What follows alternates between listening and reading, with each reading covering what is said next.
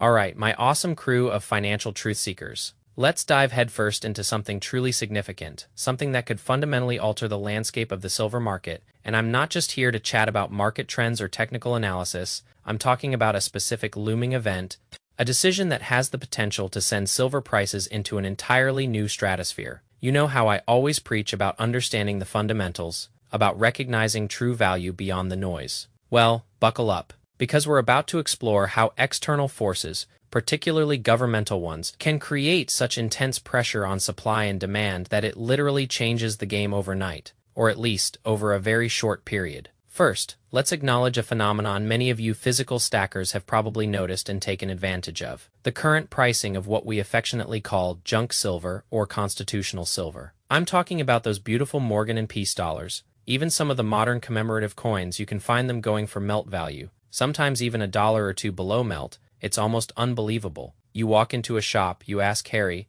anything close to spot today, and he's pointing you towards these historical treasures. This stuff used to command a solid premium, even if it was circulated or had a few dings. Now it is practically a giveaway. So, what's going on here? It's a confluence of factors, but one major driver is that dealers are absolutely swimming in inventory. They're buying so much silver, more than they can efficiently sell over the counter day in and day out. And what's the unfortunate consequence of this oversupply at the dealer level? A significant portion of it, believe it or not, gets sent off to be refined. It gets melted down. One small dealer I follow, a guy just running a shop in one single state, recently mentioned sending $7,000 face value of silver coins to be melted last week. $7,000 face value. That's the equivalent of $7,000 bags of silver. It's a staggering amount just from one relatively small operation. Imagine the sheer volume of silver being melted across the entire country. And here's the absolutely heartbreaking part. Once it's melted, it's gone. Forever. They stopped minting these silver coins in 1964. So every single ounce of these historical pieces that goes into a refiner's crucible is an ounce that can never ever be replaced. If you're young, if you're just starting your journey into precious metals, and you're thinking about the really long term, this accelerating scarcity, it's going to be a monumental factor as time marches on. These coins, these tangible links to a time when our money actually had intrinsic value, are just going to become increasingly difficult to find, because they are literally disappearing from existence. It's genuinely sad, a real testament to how far we've strayed from using real money in commerce. Now, don't get me wrong, I'm not saying you won't be able to find any for the foreseeable future. A lot was minted over our history. But what I am emphatically saying is that with each passing year, it's going to become progressively harder to acquire. And because of that, those premiums, the ones that have all but vanished now, they're not just going to reappear, they're going to surge. Because scarcity, my friends, is the ultimate driver of value without exception. But beyond this natural ongoing depletion, there's a much more immediate and potentially explosive catalyst on the horizon,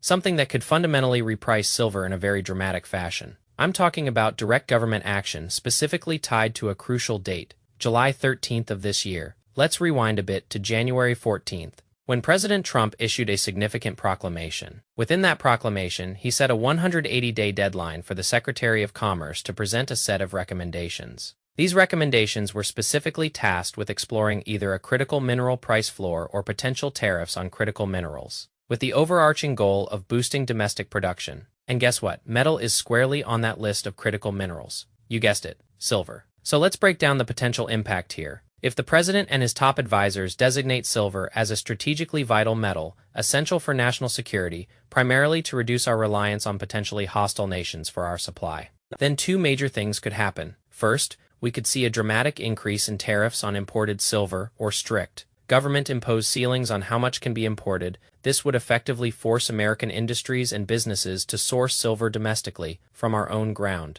Now, while this is an excellent long-term strategy for national self-sufficiency, in the short to medium term, it creates an immediate and severe artificial shortage. You simply cannot fast-track the creation of new mines or the reopening of old ones. It's a multi-year, multi-billion-dollar endeavor. And here's where it gets even more fascinating. If these tariffs or import limitations go into effect this July, and simultaneously, the U.S. government decides to re-establish a strategic silver stockpile, actively buying up massive quantities like they did decades ago for military and advanced technology applications, then we've got a perfect storm brewing. You suddenly have an incredibly powerful new competitor in the market. The United States government itself, with what appears to be an almost bottomless pit of funds, This combination, an artificial supply squeeze coupled with an unprecedented surge in new strategic demand, could have truly staggering effects. At your local coin shop, you could very quickly find yourself in a situation where you simply cannot acquire enough silver, either for your business inventory or for your personal stack. Because the government is vacuuming it all up, now these are currently hypotheticals. Yes, but they are hypotheticals grounded in very documented government intentions. Howard Lutnick,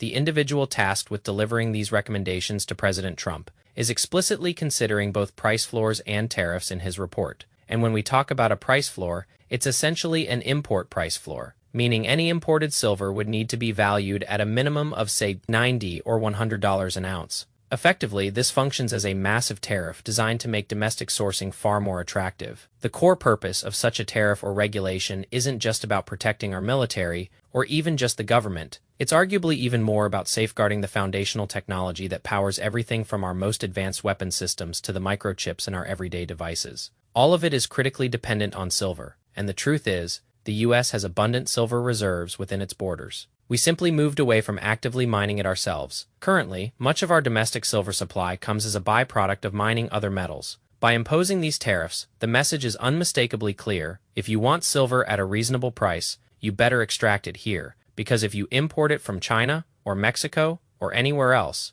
it is going to cost you substantially more per ounce. This creates an immediate, sharp, and intentional artificial shortage in the global supply accessible to the U.S. Ultimately, in the long run, this could be an incredibly positive development. For the U.S., we would eliminate our dangerous reliance on other countries for a critical strategic resource, and it would undoubtedly create a significant number of new jobs right here at home. Absolutely. Think about how we approached other strategic materials, like petroleum. I know some of you younger viewers might not remember this, but back in 1973, and again in 1977, we experienced severe gas shortages and long lines at the pumps because OPEC, for various political reasons, decided to cut our supply. Back then, we were importing up to 40% of our oil. Fast forward to today, we are energy independent, even a net exporter of oil and natural gas, making us infinitely more secure as a nation. That same kind of foresight, that proactive thinking about national security and self-sufficiency, is now being applied to silver. Technology has evolved exponentially since those oil crises,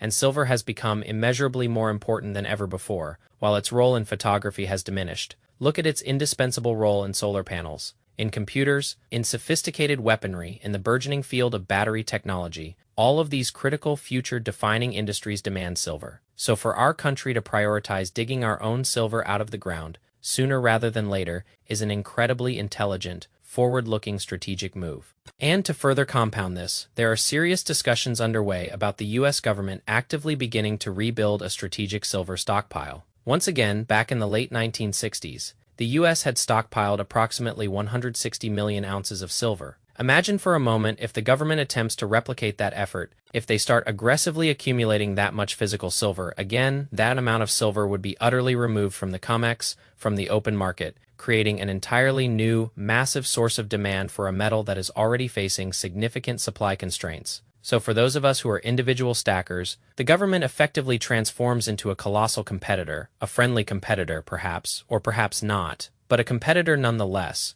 with an almost boundless appetite for silver in a strategic context. And for those of us who hold physical silver, this massive new demand, this strategic government buying, it could exert immense upward pressure on prices, driving our holdings significantly higher, simply due to the entry of such a gargantuan player with seemingly infinite financial resources. Currently, I believe there is roughly $14.5 billion specifically earmarked for stockpiling critical minerals. While it is true that not all of those funds would be allocated solely to silver, even if just a quarter of that allocation went into silver, it would equate to almost 50 million ounces that the government would be purchasing. 50 million ounces. Think about that. 50 million ounces that will not be available for coin shops, or for individual stackers like you and me. 50 million ounces that are effectively removed from the accessible market. So do I believe it is possible we could witness the price of silver absolutely skyrocket around that July 13th date? When these actions potentially materialize, it is absolutely within the realm of possibility. And here's a crucial point. I think this information is still incredibly limited. There are very few people outside of specific circles who are even aware of this critical July 13th deadline, so it might not be an instantaneous overnight explosion. It might take a little time for the wider market, and certainly the general public, to truly grasp the implications,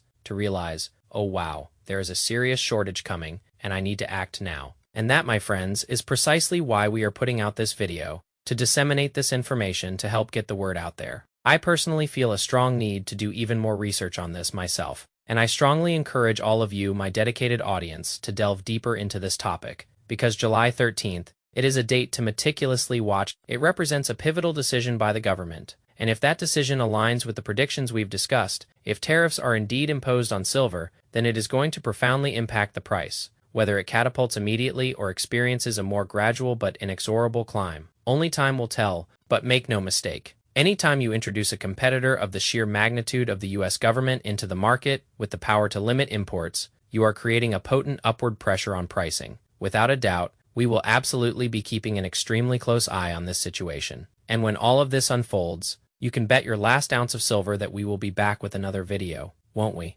Absolutely. Thank you so much for your time and attention. This information is truly invaluable. Stay vigilant, stay stacked, and remember, silver dragons, for life.